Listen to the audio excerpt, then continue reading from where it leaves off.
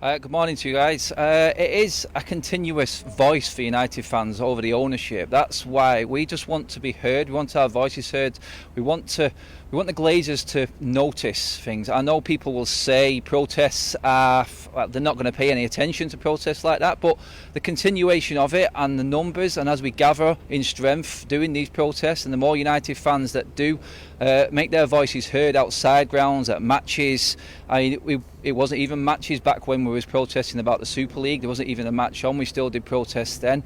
It's just the number thing. The more United fans that vent their frustrations, their angers, peacefully, obviously, but the more United fans that do gather, I feel like this is just going to gather more and more momentum. And we're hearing that, obviously, we're like consortiums like Michael Knighton's come through. Obviously, so Jim Radcliffe now looking to actually buy a small stake as a possible start in taking over as Manchester United. It just feels like momentum is growing, and the more voices that come outside Old Trafford and the more fans that actually protest against the Glazers, it just feels like a momentum is building, and we want to just capitalise on that. Well, Adam, probably when you woke up this morning you didn't think you'd be speaking live to a Liverpool legend on this show, but Graham Souness is with me. And Graham, do you want to talk to Adam, because it's your belief that this only plays into the hands, on the playing side of things tonight as far as the game's concerned, of Liverpool?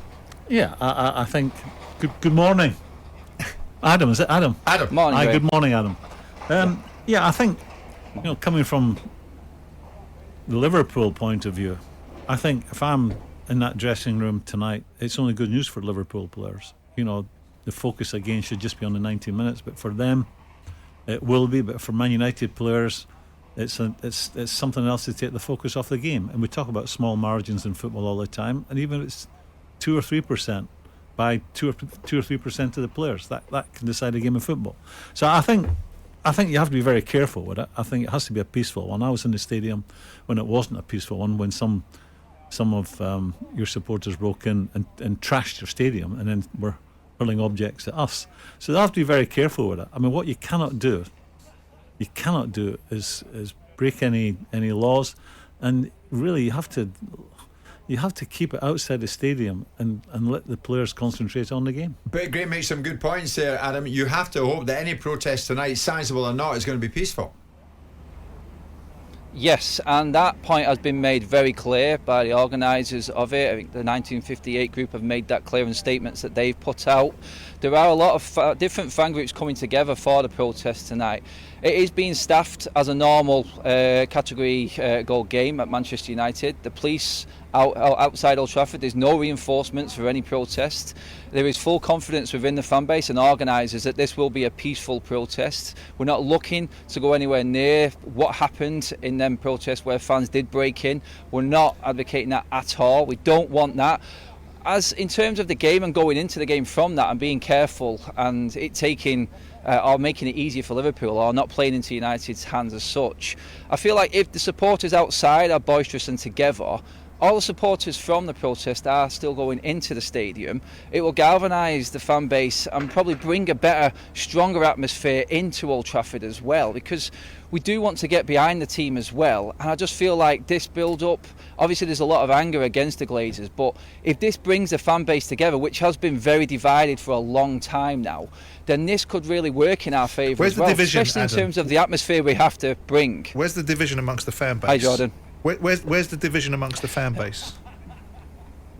The division amongst the fan base is there'll be some supporters groups that feel like it's a board level problem. The Glazers have spent money. The Glazers have put a lot of money in. We know the figures that the Glazers have put in, but a lot of supporters are still not having that, in terms of the Glazers have not held any of their board accountable for their mistakes of keeping people in employment at this football club that have made the mistakes with that money.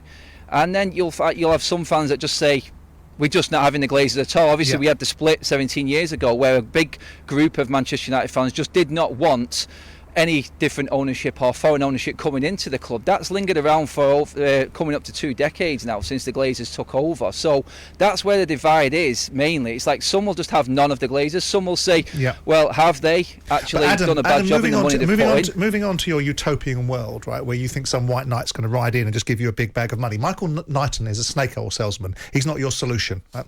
And you're going to have Jim Radcliffe that probably won't buy it. And what I understand in the marketplace is the perception of Man United, because if Chelsea Chelsea was 2.5 billion, probably going towards 4.25 with their commitments. Man United is 7 billion quid. That's what the rumour is in America. Who do you think is going to come along and buy your football club for 7 billion to give you this utopian world where they just give you, the fans, exactly what you think you're entitled to, which is an endless array of cash without wanting some form of return on it? It can only be a sovereign wealth fund. Any individual. And do you want that, do you?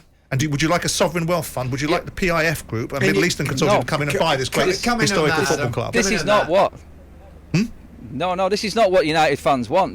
We're not looking for some wealthy owner to come in like a City or Newcastle model. We knew that the club was running well before the Glazers came in, and we know it's going to cost a lot. I've listened to you break down these numbers before, Simon, on the show, and I'm totally in agreement with it. We're not looking like they're just going to come in, because we need investment in the infrastructure of Manchester United, probably more than the playing staff right now. Yeah, but Adam, that's what we're looking at. We're looking at investment into that. Adam, can I jump in here? Yeah. Say today, pre-match, and it might happen. If it does, you'll hear it first with us on talkSPORT. See you sign Casemiro. Let's say you sign Casemiro from Real Madrid. Would you be happy with that signing? I'm happy with Casemiro. This is a player that Manchester United have needed for the last 10 years that we haven't bought. Okay, so who's giving the thumbs only up argument to that in the signing, fan base? Adam? The Glazers would give the thumbs up to that signing. This is where it starts to get. This is where the argument differs, because we as a United fan base now want to know why Ten Hag wasn't given that money earlier on in the transfer window. We're actually thinking now, because the way that Manchester United is run and how inadequate we have been in this transfer market. Why is this happening now? It feels like this is happening just through pressure. Adam, there's no obvious utopia for you, as I see it. You don't want. No. The only way you can get what you want, really, is a sovereign wealth fund who will come in and they'll take absolutely nothing from the income that Man United generate. So if you're looking for a serious businessman, they're coming in for a return. Like the businessmen that own Liverpool, they would take a profit. Make no mistake, they are American hard-nosed businessmen. So you're looking for a country to come in and buy Man United. I think the anger that's directed toward the Glazers is partly correct. I think when you provide your football managers, plural managers, with over £1 billion to spend.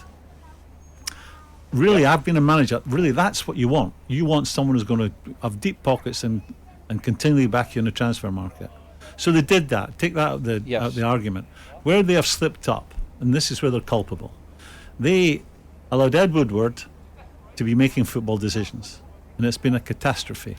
And what they should have realised very early on, within 18 months, 2 years maximum, this guy's not up for it. We need to give him some help, because he obviously is very good. Another side of the business, the commercial activities, obviously very good. Knew his way around the block doing that. But Man United's woes are born out of making very poor football judgments, whether it's buying, recruitment, or whether it's keeping players that were already there that you've already, any football person would tell you they are not Man United players. So you've had a decade of very poor football decisions, and that's why you find yourself in the mire right now. And no doubt we're going to talk about Casemiro, but I fear it's another one about to be made if it's not already been made. Okay. Yeah, Adam, you've been good enough to come on, mate. On you go. Round it off for us, because clearly, you are going to crack on. You are going to protest tonight. You won't be swayed in any other way. So how do you want to sum it up? And if you want to get a message out to other United fans at this stage in the proceedings, it's 11:45. Might not be a bad time to do it. Yeah, no, that's it. In terms of the message coming out, it is, if you don't want to join the match, or if you're running late, you can come and join everybody outside the Old Trafford on outside the Trinity statue. That's where the gathering is going to be once the match is finished. It will be peaceful. There will be no animosity. Like I said, the police are just policing this game as a normal Premier League game. So come, make your voices heard, be outside, be as one, be a United fan base. And just going back quickly to Graham, if I can, what he just said there in terms of the mismanagement above the manager, that's where a lot of United fans have anger. It's like this football club, and everybody has an opinion about Ole Gunnar Solskjaer. That's the standards of this football club. We put a banner up celebrating Ole Gunnar Solskjaer when he was sacked from the football club. He was celebrated for winning nothing. And that rolls into the amount of money that was spent on this football club. So why have the people that have spent this money not been held accountable for their jobs and their roles in this. The manager is the fall guy every single time, but that money that has been spent, and you're right, there has been over 1.2 billion spent by the Glazers. How come then people in position that have spent that money are still in their jobs? Surely that should be what's brought up, and that is where a lot of the fans are coming from. Who are we explicitly the Ed Woodwards. Well, he's gone. The Ed Woodwards, the Matt Judge, and these are now going. Yes. Yeah. So who We're else are we feeling talking like about this is a reaction now. Yeah, this is like Steve Arnold. Adam, who else are we talking about now? Because you guys can jump up and down. The Glazers will leave Manchester United, no doubt about it. When someone writes them a cheque that starts to go towards 5, 6, 7, 8 billion pounds, they'll be gone quicker than a quick thing from Quickland, right? But the bottom line is, you guys can jump up and down, and all you're doing right now is creating disarray around and giving excuses to your players and probably making the playing side a little bit worse. And I suspect you're probably prepared to sacrifice that because it keeps downward pressure on the momentum of keeping the Glazers under pressure. I mean, our players get the best support in the country. In my Harry opinion, Maguire getting booed by his own fans. Yeah, but when we go away from home, we get the best away support. Harry Maguire, a minority of fans, and they're probably the younger generation of fans as well, that haven't seen the success or the standards of Manchester United, may boo Harry Maguire. I don't boo anyone. I don't think that booing players is the right way forward. But this fan base is right behind this team. We will always support this team. It's not a case of we're just going to down tools and forget about the season for the sake of getting rid of the Glazers. We will be behind these players, and we always have. But Adam, been behind I think you've got to accept. The standard on the pitch has not. I think you've got to accept. There was a very good article written in the Sunday Times over the weekend about the cyclical nature of football clubs. You were very, very lucky that once upon a time you had an outstanding manager for a long period of time and a very, very good chief executive that was your former finance director, and David Gill. They've both gone. And that probably lies where your problem is. And nothing lasts forever. You had 18 years from Matt Busby through to winning the FA Cup, getting relegated into the second division under Tommy Docherty. And all of that brought you back into an 18-year cycle. And now perhaps you're just in that cycle again.